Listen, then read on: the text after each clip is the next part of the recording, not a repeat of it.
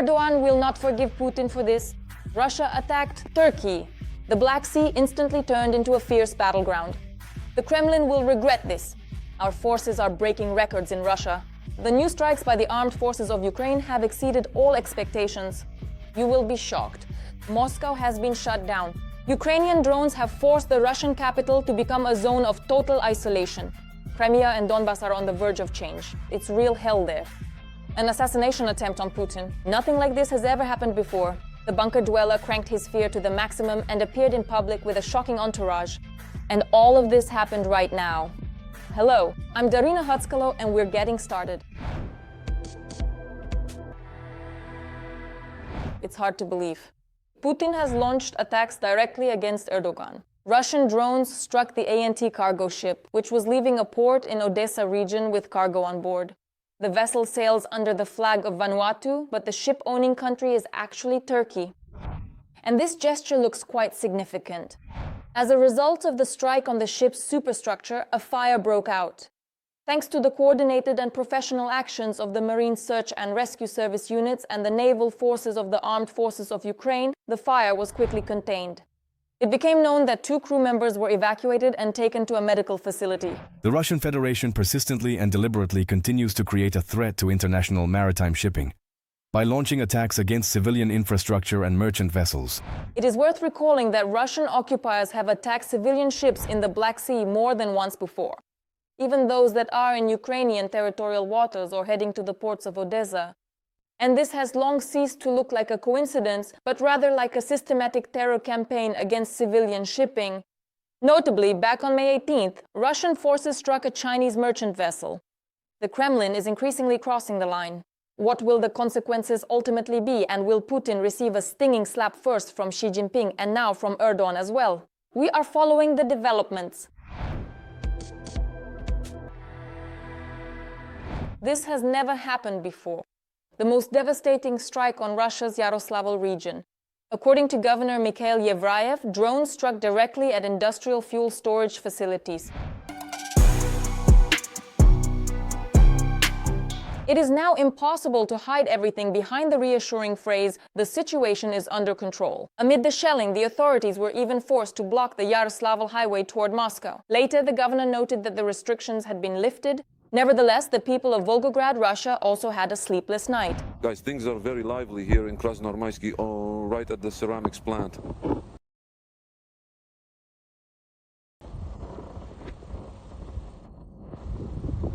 The destruction hit directly at the Volgograd oil refinery, Lukoil Volgograd Nefteprerabotka. This is the largest oil refinery in the Volgograd region and one of Lukoil's key assets. Nonetheless, things were especially heated in the Krasnodar region as well. The Russians, as usual, blamed everything on falling debris, but under mysterious circumstances, a massive fire broke out in the seaport area of Temryuk, which still cannot be fully extinguished. At the same time, the Russian Ministry of Defense released its favorite nightly statistics. They claim to have allegedly shot down 208 Ukrainian drones over Russian regions and beyond. And in addition, Crimea and Donbas are also under fire. The Ukrainian armed forces struck Russian army command posts. In particular, a ST-68 air target detection radar station was hit in Feodosia, Crimea. Enemy UAV control points were also struck in the areas of Kalinov and Novohrodivka in Donetsk region. In addition, Ukrainian forces dealt a significant blow to the occupiers' rear positions. Supply depots in the areas of Mariupol, Novoselivka Druha, and Buhas, as well as an ammunition depot near Hrabove in Donetsk region, came under attack. Separately, a strike also hit the command post of a Russian unit in the area of Paraskovivka. It seems the enemy has fewer and fewer places left where they can safely hide out. An assassination attempt on Putin is becoming a new reality. The dictator no longer dares to move around as he used to. Now his routes are accompanied by unprecedented and significantly heightened security measures, special equipment, and even air cover. The Kremlin openly displayed all this demonstrative armor of fear for the first time during the dictator's visit to Astana.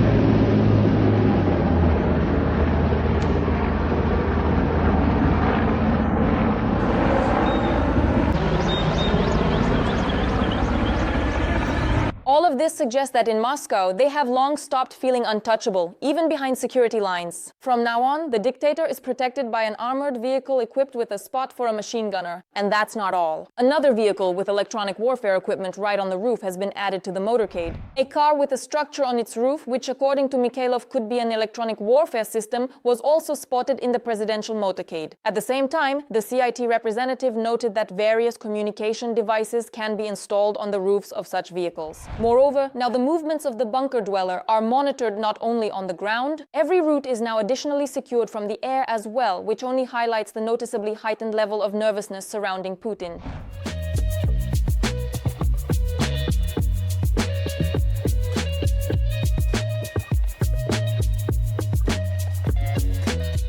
In the footage of Putin's drive to the Palace of Independence, it is clear that the Russian president's limousine is surrounded by 14 motorcycles and about 24 cars. It gives the impression that the Kremlin is preparing not for routine protocol trips, but for a state of constant emergency. And it seems not without reason. We're keeping our finger on the pulse. Checkmate Putin. Ukrainians are mercilessly mocking the Russians. This weapon delivers a double blow.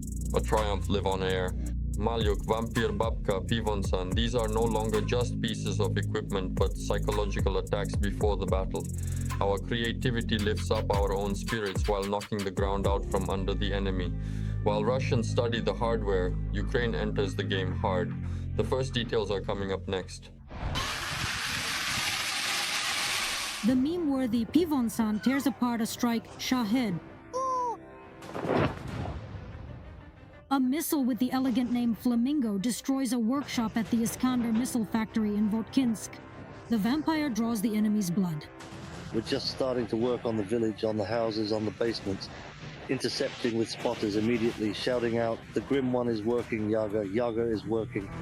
Powerful Ukrainian weapons destroy the enemy and mock them with their clever names. It greatly motivates our own, and it strikes fear into the hearts of the enemy. This is a standard practice, and we use it quite effectively. Creativity works. Ukrainian arms makers prove it. They ironically named a reconnaissance drone Babka, old lady, likely referring to an old woman who knows everything. Or something else. So we are testing the fission drone. Steady. In parallel with that, the system drops Steel Hornets. Ribia, Babai, and Gretz are folkloric, as are the bombers, vampires, and Peruns.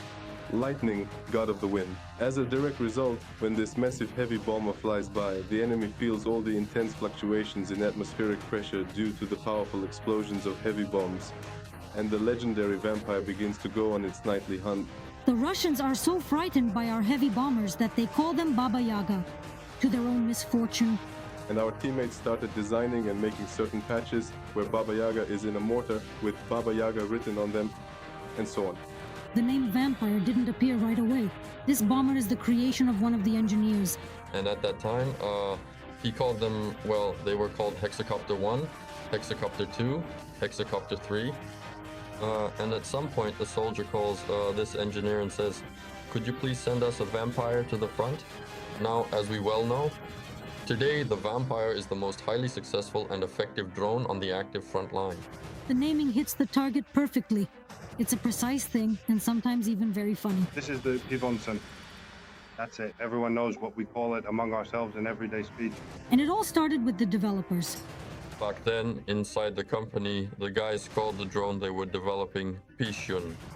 But the visual similarity was the main factor for why it was called that. We really wanted to keep that specific name, let's say, just in a slightly more visually appropriate and aesthetically pleasing format for the project. And now this name is known not only in Ukraine. Here's a video from the arms exhibition in Saudi Arabia. Here's the Pivonsan.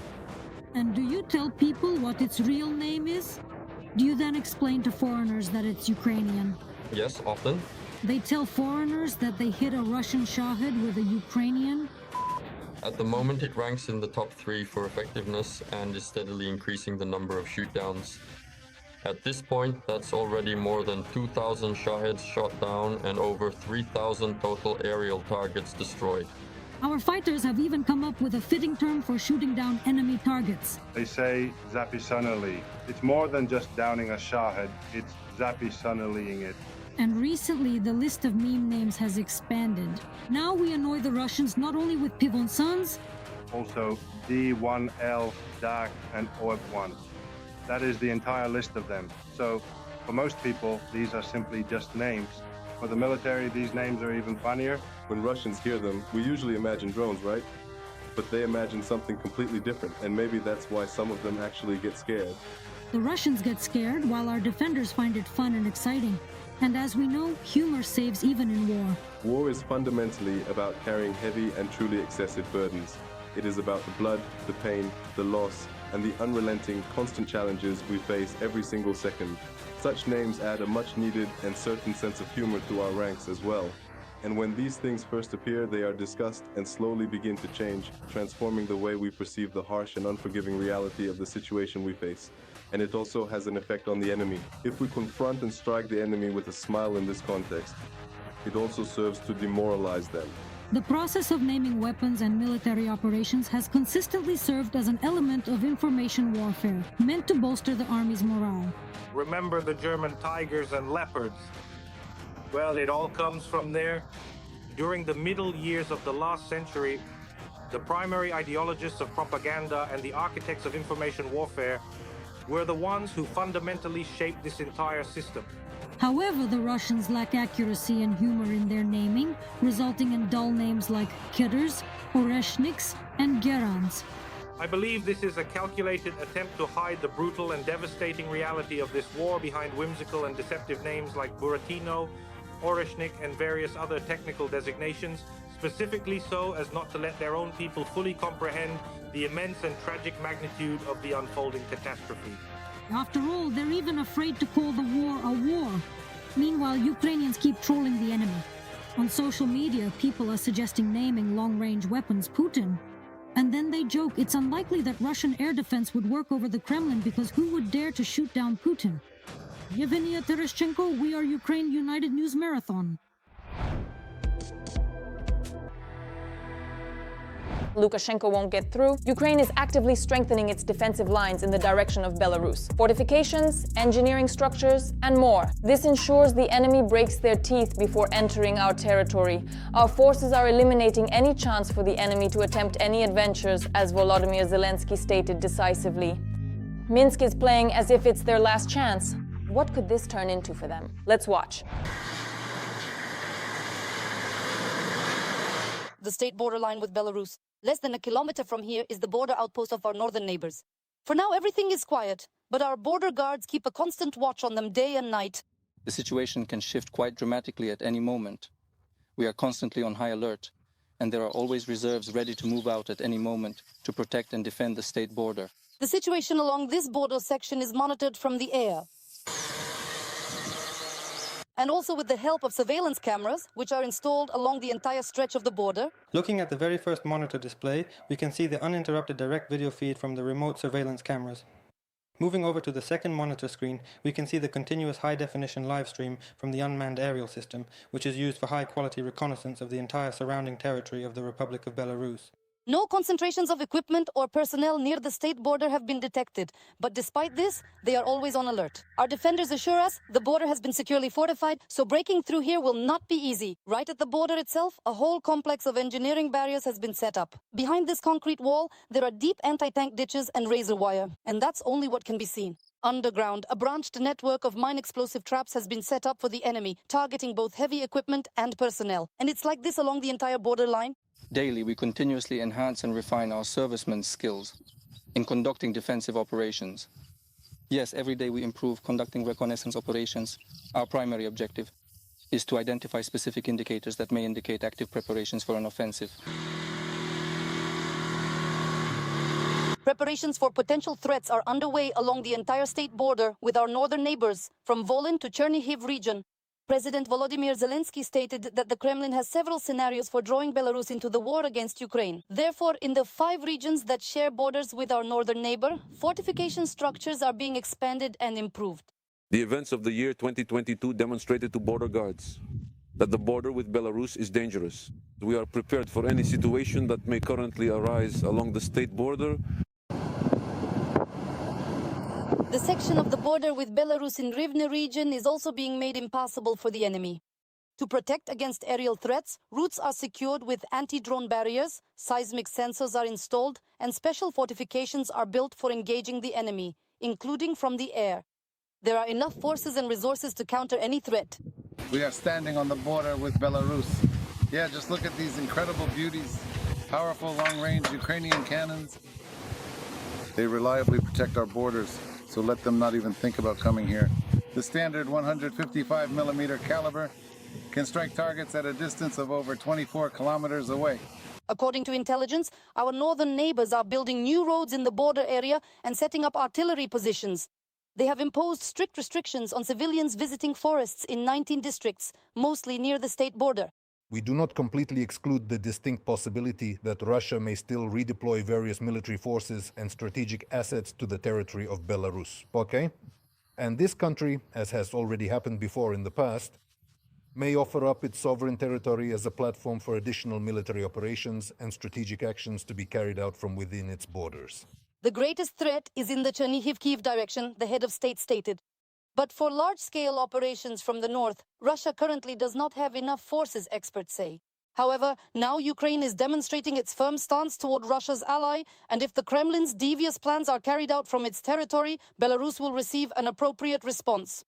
If in the past Ukraine took a strictly defensive and reactive posture and only periodically chose to respond to certain provocations from official Minsk, now Kyiv is taking a much more proactive position and, let's say, significantly increasing the strategic stakes itself, and showing Lukashenko that he definitely shouldn't expect to emerge from these actions completely unscathed. This serviceman defended Chernihiv region on the 22nd. He is also monitoring the situation on the border with Belarus. He also assures, so far, there are no signs of a major offensive from the north. However, it is worth being prepared for anything, because the enemy is cunning and treacherous. In the short term, this threat does not exist. But there is some preparation. There is preparation of routes. They are developing infrastructure. This is already a medium-term issue. I think that at this stage, there are two goals. The first goal is psychological pressure. The second goal. Now, if they carry out a mobilization, that's when you should get ready. The clear indicator will be, I can say, the very moment that they deploy field hospitals, we will be fully prepared to act.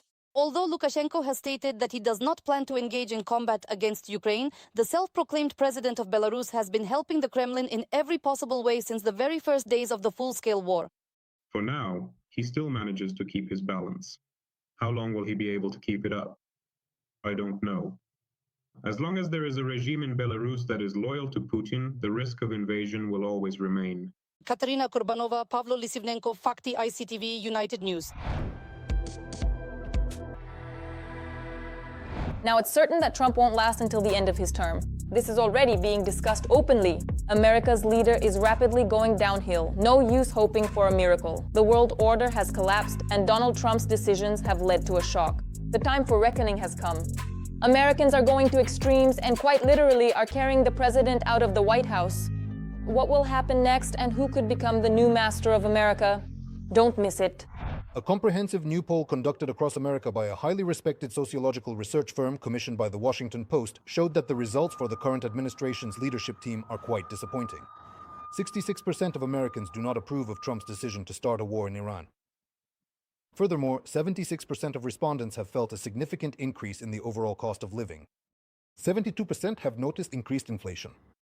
2 out of every 3 Americans are dissatisfied with America's relationships with its partners. Well, overall, only 37% approve of President Trump's performance in office. This is a historic anti-record for his 2 terms. And it's not just about approval ratings. There are exactly 6 months left until the midterm elections in the United States, and these ratings are dragging down the chances of being re-elected to Congress. Historically, the president's party always loses seats in the midterm elections. But in the House of Representatives, the Republicans currently have such a slim majority, just a 4-vote advantage, that it's almost impossible to maintain control over it. And now the ratings have dropped so low that it's beyond saving. But there's still a chance to try to hold on to the Senate. Donald Trump knows well what it's like when you don't control the House of Representatives. Dean? It was then Speaker Nancy Pelosi and the Democrats who controlled the House that initiated the proceedings for the impeachment. Back at that time, only control over the upper chamber, the Senate, was what saved him, and losing it now would be extremely dangerous and risky for Trump's team, for the course he has chosen, and for the president personally.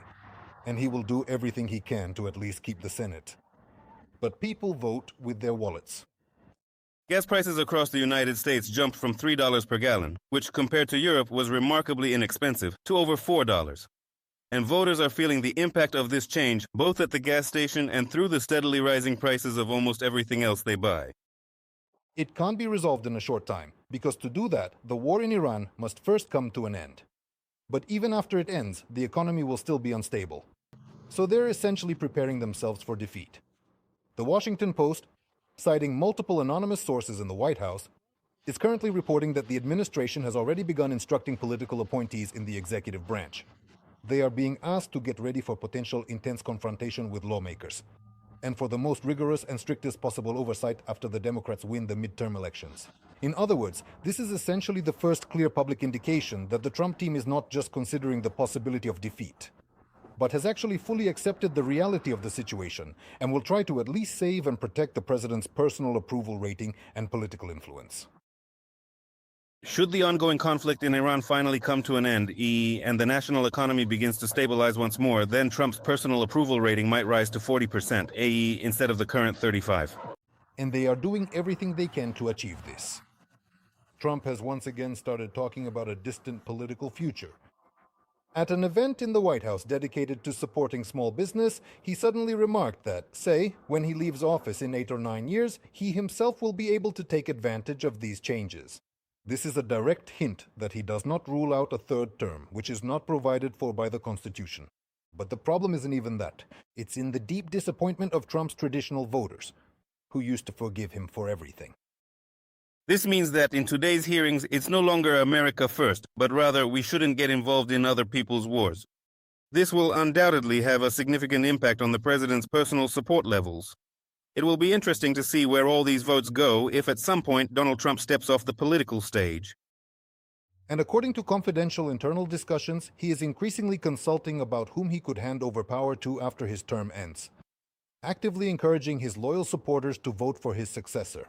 Our expert says that among the potential front-running candidates, Vice President J.D. Vance is now being mentioned. He is someone who is even more focused on domestic policy than Trump, and is a highly vocal and prominent skeptic about the need to help allies. And Secretary of State Marco Rubio, who is gaining more and more influence within the president's inner circle. His influence can be seen in all the key decisions of the current administration. He has significantly toned down and softened his rhetoric compared to how he used to speak a few years ago. And most interestingly, Donald Trump now actually relies on him much more than on J.D. Vance. So changes seem inevitable, although not as rapid as political strategists predict. New faces in Congress and, likely, a new speaker are already a probable opportunity for Ukraine. But on the downside, starting this summer, the U.S. will plunge into election campaigns, trying to save both the balance of power in Congress and Trump's personal rating, which, judging by the latest polls, is in desperate and urgent need of saving. From Washington, Dmytro Onopchenko, Serhiy Koval, American Bureau of Inter-TV Channel, United News Marathon. That's where we'll end our broadcast for today. We will continue to monitor the most important events right now so we can be the first to tell you about them. Don't forget to subscribe. See you soon!